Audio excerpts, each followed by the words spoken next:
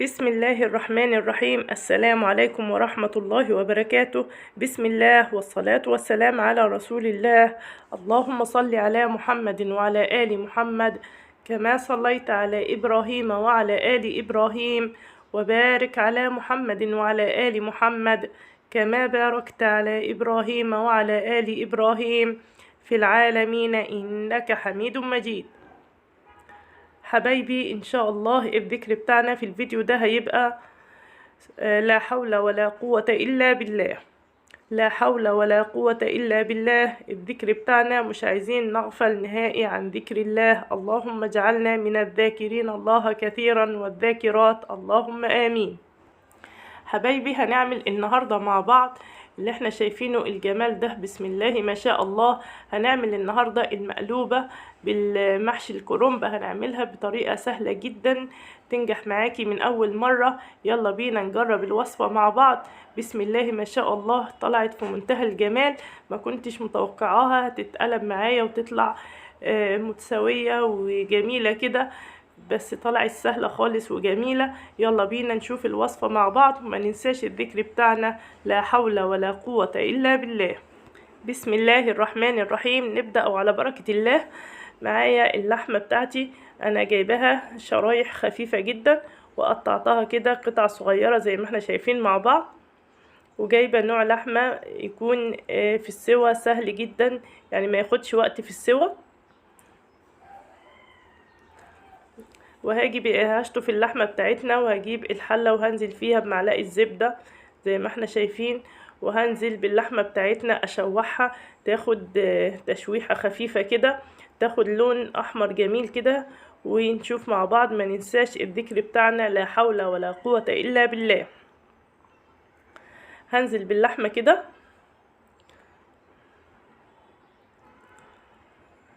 وهقلب اللحمة لحد ما تاخد اللون الجميل مع بعض. ما ننساش لا حول ولا قوة إلا بالله. بدأت اللحمة تتلون ولونها يتغير. هقلبها كده وهشوحها لحد ما تتحمر معايا وتاخد لون جميل. نشوف بقى كده اللحمة بتاعتنا بعد ما تشوحت. شايفين المنظر؟ بسم الله ما شاء الله، في منتهى الجمال.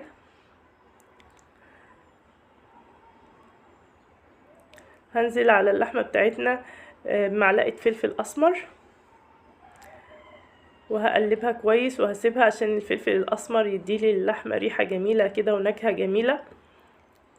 وهزود بقى المية المغلية علشان اللحمة بتاعتنا تستوي. هزود اللحمة، هغطيها كده بالمية اما تستوي كده وتاخد تبقى مستوية كده 100%. هغطي بقى اللحمة بتاعتنا وهركنها تستوي على مهلها، ونروح مع بعض نعمل خلطة المحشي الجبارة اللي انا بعملها. هنشوفها مع بعض. هجيب بولة كده وهنزل فيها بالبصل المتقطع قطع صغيرة، ومعايا فلفل رومي برضو. بحب انا اعمل المحشي كله خضار، مش بكتر الرز، بيبقى المحشي بتاعي كله خضار كده. ومعايا الخضرة اللي هي الشبت والكزبرة والبقدونس، خضرة المحشي المعتادة. ومعايا الطماطم بتاعتنا مقطعاها كده زي ما احنا شايفين قطع صغيرة. عاملة الطماطم نوعين، شوية متقطعة قطع صغيرة، وعصرت برضو طماطمتين في الخلاط. وهنزل بالرز بتاعنا المصري، غسلته وصفيته كويس. شايفين معايا كمية الرز؟ انا مش بعمل رز كتير في المحشي، انا بعمل الخلطة اكتر من المحشي، وبحب اعمله ني في ني، مش بحب اسبكه.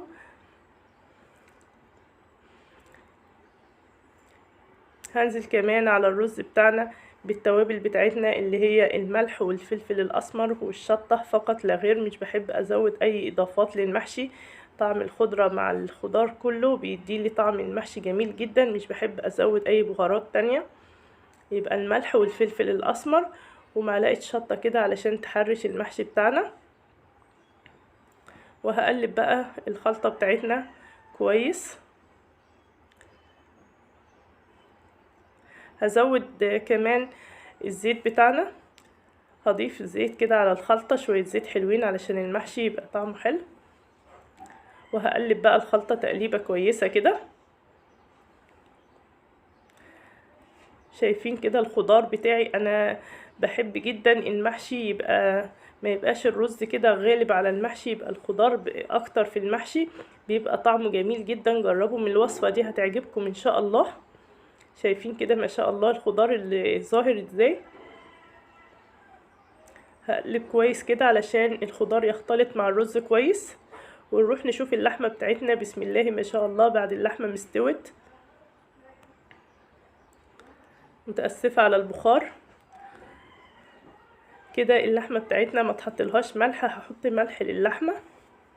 عايزين بقى تزودوا اي بهارات في الوقت دوت، زودوا البهارات اللي انتوا عايزينها، بس انا بصراحة حابة طعم اللحمة يبقى ظاهر كده مع المحشي، مش عايزة اضيف اي بهارات.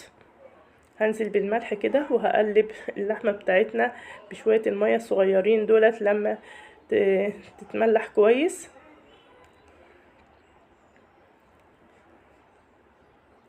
ونروح بقى نركب الصينية بتاعتنا مع بعض، صينية المحشي الجميلة، وهنشوف ما شاء الله صينية محشي في منتهى الجمال. ما ننساش الذكر بتاعنا لا حول ولا قوة إلا بالله. معايا هنا شرايح بصل وطماطم، هرص كده أرضية الصينية بتاعتنا بشرايح البصل والطماطم علشان بتحميلي اللحمة بتاعتنا والمحشي من الحرقان أثناء القلبان. بلاقيها ما شاء الله سهلة خالص في القلبة. ما ننساش لا حول ولا قوة إلا بالله. لا حول ولا قوة إلا بالله. شايفين كده رصيت الأرضية بشرايح البصل والطماطم، وهنزل بقى بقطع اللحمة بتاعتنا. لا حول ولا قوة إلا بالله. هبدأ كده أرص اللحمة رص عشوائي كده على وش البصل والطماطم. لا حول ولا قوة إلا بالله.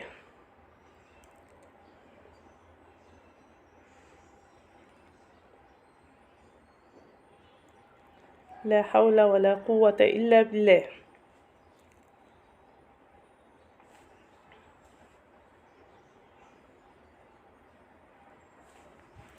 بعد بقى ما رصيت كده اللحمة، هبدأ أحشي المحشي بتاعنا بالطريقة المعتادة العادية خالص خالص.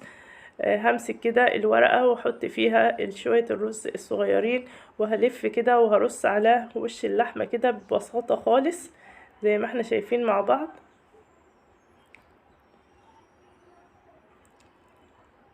مقطعة ورق الكرنب بقطع صغيرة كده، وابدأ ألف صباع صباع كده. بحب ألف الصوابع رفيعة، مش بحب المحشي تبقى صوابعه تخينة كده.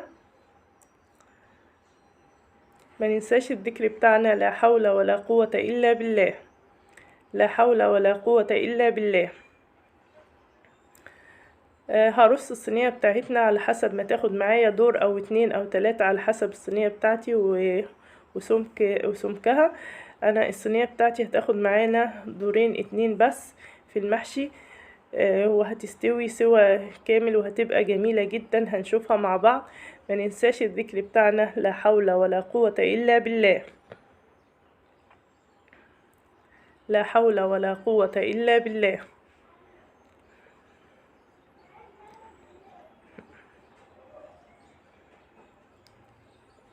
نجدد النية مع بعض. اللهم اجعل عملنا خالص لوجهك الكريم.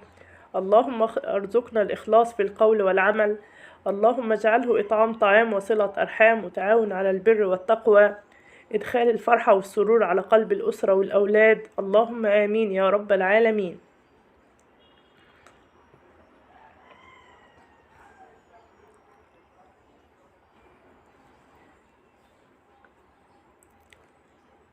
ما ننساش لا حول ولا قوة إلا بالله. لا حول ولا قوة إلا بالله.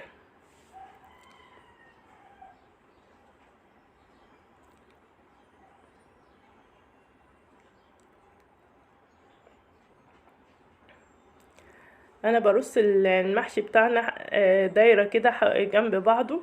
الصوابع برصها جنب بعضها بتديني شكل دايره حلوه كده. مش بحب ارص اربعات كده زي الناس ما بتعمل. انا بحب ارصه دواير كده حوالين بعضه. شايفين كده احنا رصينا الدور الاول وجاي مظبوط جدا، يعني مفيش واحدة عالية وواحدة نازلة ولا اي حاجة، جاي مظبوط خالص. فهرص بقى الدور التاني بنفس الطريقة، ونشوف بعد ما نخلص لف صينية المحشي بتاعتنا هنشوف المنظر الجميل مع بعض. ما ننساش الذكر بتاعنا لا حول ولا قوة الا بالله. كده لفينا الصينية بتاعتنا زي ما احنا شايفين مع بعض. متعلمة الحركة دي من والدتي، احط ورقة كده وانزل بالشوربة على الورقة كده علشان المحشي بتاعنا ما يتفككش. وهزود بقى الشوربة، مش بزود شوربة بزيادة على وش المحشي، بزود الشوربة يا دوب اغطي، يعني تبان الشوربة بس كده من صينية المحشي بتاعتنا. مش عايزة الشوربة تبقى زيادة علشان المحشي فيه خضار من تحت، زي ما احنا شايفين كده المية مش زيادة على وش المحشي، يا دوب بس باينة كده من المحشي. هرفع بقى الصينية بتاعتنا على النار وهغطيها وهسيبها لحد ما تغلي، وبعد ما تغلي ههدي عليها النار. شايفين كده بدأت اهي تغلي، ههدي عليها النار وهسيبها لما تستوي خالص براحتها، ونرجع نشوفها تاني مع بعض. ما ننساش الذكر بتاعنا لا حول ولا قوة إلا بالله، لا حول ولا قوة إلا بالله. نرفع الغطا ونشوف صينية المحشي بتاعتنا وجمالها. بسم الله ما شاء الله، استوت وجميلة جدا، ما أخدتش وقت. ههدي بقى، هطفي عليها وهسيبها لحد ما تهدى شوية، ونروح بقى نشوف الصينية بتاعتنا هنقلبها ازاي مع بعض. بصراحة انا كل مرة بقلب اي صينية او اي حلة بيبقى زوجي موجود هو اللي بيقلبها. النهاردة ما كانش في حد موجود، فانا اللي قلبتها، بس يعني تعبت شوية عشان اقلبها، بس الحمد لله اتقلبت معايا. وهنشوف مع بعض كده المنظر الجميل. ما ننساش الذكر بتاعنا لا حول ولا قوة الا بالله، لا حول ولا قوة الا بالله. نرفع الصينية كده، شايفين المنظر؟ بسم الله ما شاء الله. الصينية طلعت ناجحة وجميلة، شايفين ما شاء الله. لا حول ولا قوة الا بالله. شرايح الطماطم والبصل حمت لنا اللحمة من الحرقان والمحشي خالص. وطلعت الصينية بتاعتنا صوابع المحشي الملفوفة حوالين بعضها، مفيش ولا صبع فك ولا اي حاجة. شايفين المنظر جميل جدا. جربوا من الطريقة سهلة، ما اخدتش معانا وقت، وطلعت بالنجاح دوت ما شاء الله، سهلة جدا. ما ننساش الذكر بتاعنا لا حول ولا قوة الا بالله، لا حول ولا قوة الا بالله.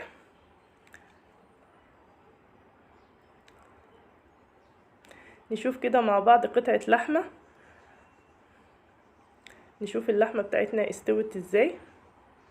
بس معلش الصينية كانت لسه نازلة من على النار فكانت سخنة خالص، مش عارفة امسك اللحمة خالص بايديا. شايفين اللحمة؟ بسم الله ما شاء الله دايبة دوب. شوف قطعة تانية ما شاء الله. جربوا من الوصفة، سهلة جدا وهتعجبكم. اللي يعجبه الفيديو بقى ما ينسانيش من اللايك والشير والاشتراك في القناة علشان القناة تكبر بكم ومعاكم. واللي بيشوفنا لأول مرة يشترك معانا في القناة ويضغط الجرس ويختار الكل علشان يوصلوا إشعار بكل جديد أنزله بإذن الله. وسبحانك اللهم وبحمدك، أشهد أن لا